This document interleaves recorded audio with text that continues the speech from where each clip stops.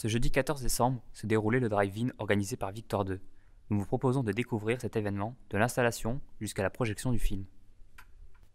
C'est sur le parking de la salle de concert que l'équipe technique commence à préparer un écran gonflable de 250 kg et un projecteur numérique similaire à ce que l'on peut trouver dans les multiplexes.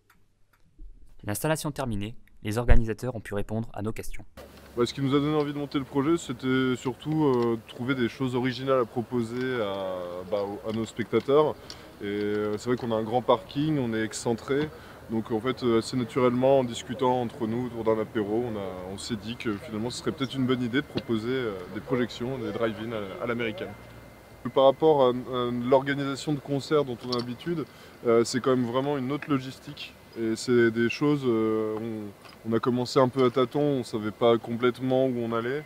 Et voilà, on s'est retrouvé à des réalités techniques, confronté à des réalités techniques et humaines assez rapidement.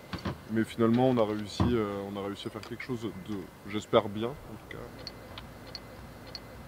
L'installation, ça prend en général entre une demi-journée et une journée. La première fois, c'était la première fois, donc forcément ça a pris plus de temps, le temps de Comme tout. toutes les premières fois d'ailleurs. Voilà, ça prend plus de temps, ou pas, d'ailleurs.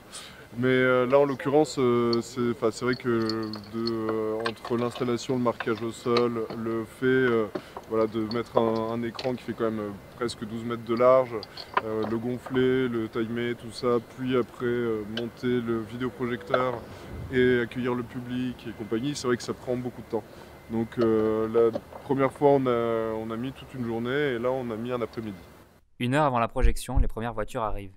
Elles sont accueillies et placées par l'organisation. C'est aussi à ce moment-là que leurs occupants commencent à se préparer, en allant se restaurer au choix à la buvette ou au food truck installé plus tôt dans l'après-midi. Ce qui me plaît, c'est qu'on se retrouve, on rencontre plein de gens qui aiment tout ce cinéma. Même une rediffusion de David Lynch comme ça, là, c'est hyper cool, ça rappelle. Ouais, je sais pas, on voyage un peu dans le temps, ça rappelle des époques, je sais pas. C'est donc dans une ambiance joviale que la projection commence et que les spectateurs, bien au chaud dans leur voiture, vont profiter de leur soirée.